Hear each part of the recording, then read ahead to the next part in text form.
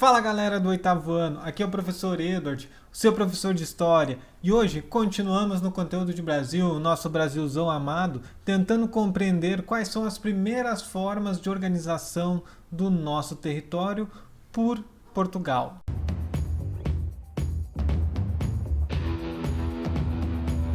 A gente só dá valor para as coisas quando está com medo de perder, certo? Às vezes é sim, às vezes é não, mas foi o caso dos portugueses com o território brasileiro. Por 30 anos, desde que eles descobriram a América, ou chegaram na América em 1500, eles não deram muita bola para o Brasil, não acharam ouro, não acharam prata, que era o que eles mais buscavam. Tinha só um monte de gente pelada aqui e umas árvores.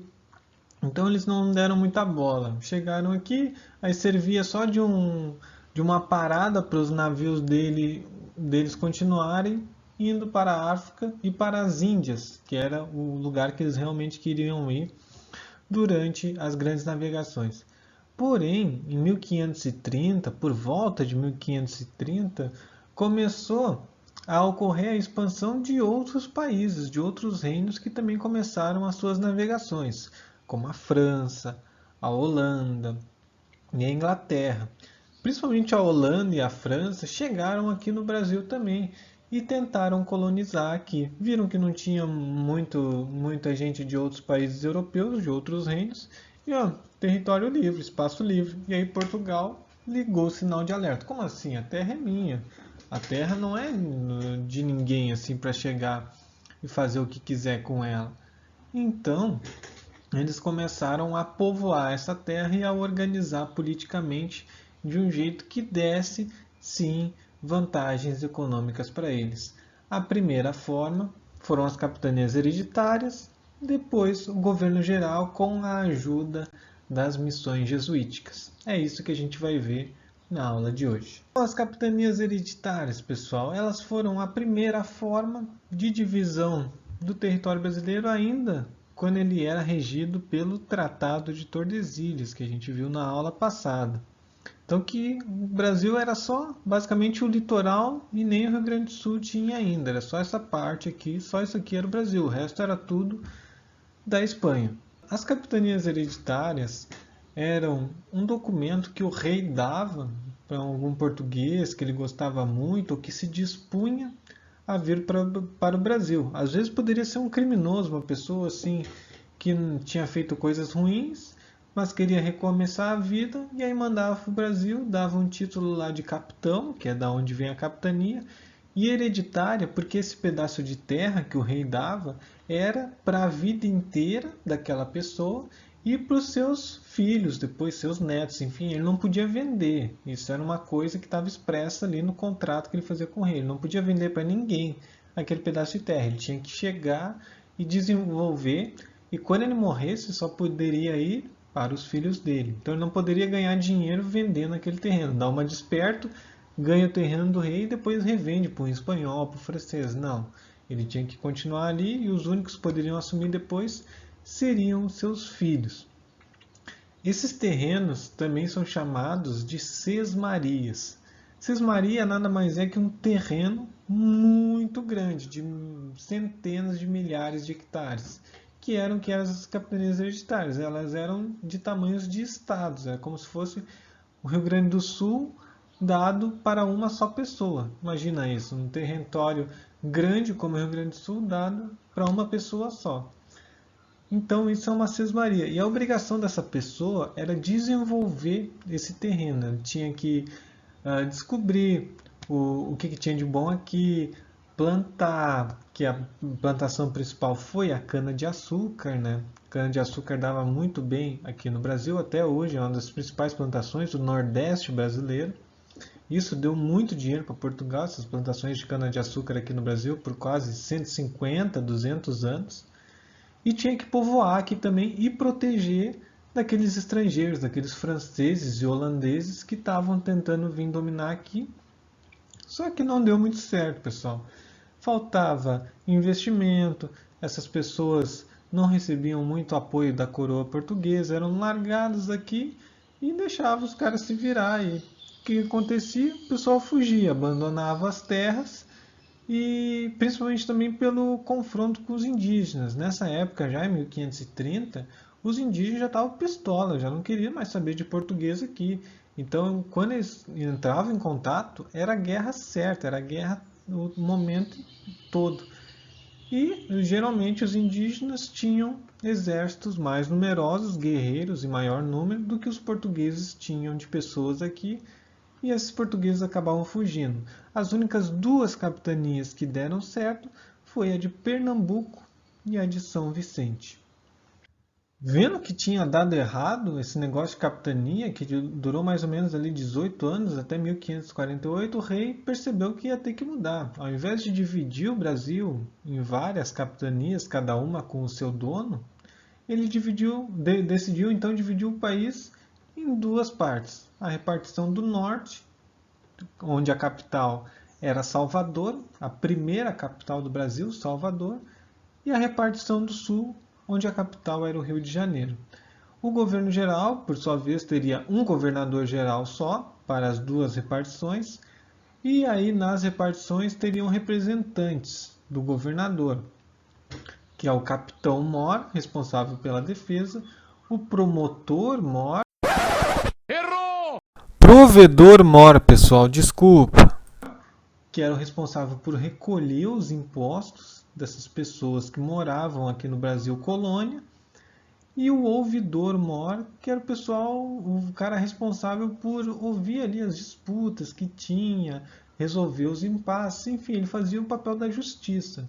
Se uma pessoa merecesse ser presa, era com o ouvidor-mor que tinha que se encontrar. Então esse governo geral, ele durou basicamente até o rei de Portugal vir morar no Brasil, que isso aconteceu também durante um tempo, mas isso é uma matéria mais para frente. Mas a partir de então, o governo geral foi o modo que Portugal achou e deu certo de governar sua colônia, que era o Brasil. O governador geral sempre era um enviado também da coroa portuguesa. Era um cara que eles mandavam, um cara de confiança da coroa portuguesa, que eles mandavam para cá para organizar o Brasil. Porém, apesar do governo geral, os conflitos com os indígenas continuaram acontecendo. Os indígenas, como eu disse, independente de ser capitania, de ser governo geral, eles não queriam saber de português aqui. Os portugueses estavam, além de adoecerem os indígenas, seguidamente roubavam suas mulheres ou matavam suas crianças. Enfim, o conflito era muito intenso entre esses indígenas. Então, os portugueses, já que eles tinham um acordo com a Igreja Católica, que eu falei na aula passada, a Igreja Católica tinha interesse nessas grandes navegações, principalmente na catequização desses povos que estavam sendo descobertos pelos europeus, eles mandaram missões jesuíticas da Companhia de Jesus para cá, que eram padres que vinham com essa especialidade, justamente de entrar em contato com esses indígenas e tentar desenvolver a fé católica cristã com eles. E eles foram bem-sucedidos nisso. Eles criaram reduções jesuíticas, que eram pequenas cidades onde eles aglomeravam os indígenas e desenvolviam diversas habilidades com eles e também catequizavam eles, faziam eles acreditar em Deus, batizavam, davam a crisma, todos esses processos da Igreja Católica, e também ensinavam para eles o português, a rezar, tudo isso. Isso de uma forma amistosa, ou seja, ao invés deles imporem essa fé, eles tentavam pegar os deuses que os indígenas acreditavam, as crenças dos indígenas, e fazer um paralelo, mostrar que era a mesma coisa da fé cristã, só que ao invés dos indígenas, os cristãos acreditavam só num Deus único. Já os indígenas acreditavam em vários deuses, eles eram politeístas. Mas no processo assim, de conversa, de diálogo, esses jesuítas eram pessoas muito instruídas. Nessa época não existia escola. Quem queria uma formação maior, aprender a ler, escrever, fazer conta, enfim, tinha que ir para a igreja, para os mosteiros, ou então ter aula em casa. Então, geralmente os padres eram as pessoas mais sábias das suas comunidades na Europa, e eles que vieram para cá para catequizar esses indígenas pela Companhia de Jesus. Isso não aconteceu só aqui no Brasil, Mas na África, na Índia, até no Japão, esses caras chegaram e desenvolveram a fé católica pelo mundo inteiro. Não à toa é a fé com mais pessoas até hoje. Não à toa também o Papa é uma figura importante até hoje, porque a Igreja Católica fez todo esse trabalho de divulgar a fé católica aproveitando-se das grandes navegações. Porém, esses jesuítas tiveram um fim ruim, pelo menos aqui no Brasil. Eles foram expulsos pelos portugueses, porque o interesse dos colonizadores era pegar esses indígenas e escravizá-los, botar eles para trabalhar sem dar nada em troca. E os jesuítas eram contrários a isso. Ao invés de eles chegarem aqui para ajudar a escravizar os indígenas, não, eles queriam somente civilizar esses indígenas, transformar eles em bons cordeirinhos de Deus.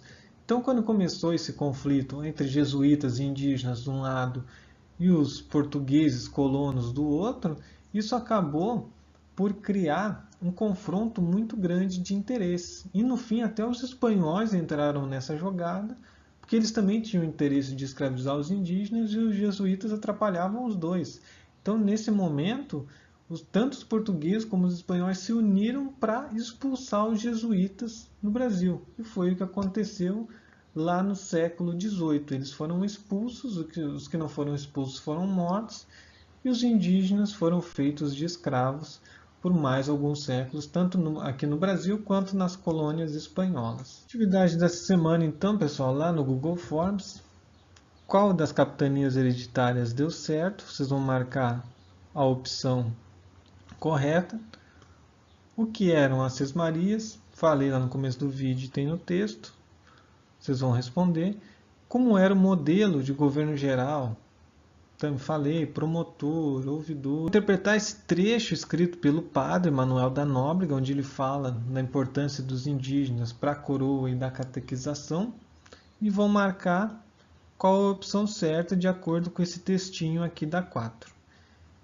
E na 5 também sobre os desencontros entre os jesuítas e os portugueses aqui no Brasil. Vocês vão marcar a resposta certa ali. Só não precisa pesquisar na internet para responder isso aqui. Tem tudo no texto, tem tudo no vídeo. Não perde tempo pesquisando na internet. Tem tudo aqui, cara. Não precisa abrir outra aba, não precisa abrir o navegador. É só ler o texto com atenção que está tudo ali. Certo? Então é isso, pessoal. Essa foi a atividade dessa semana. Se você ficou com alguma dúvida, me chama lá no WhatsApp que eu te respondo rapidinho. E até a semana que vem. Tchau, tchau.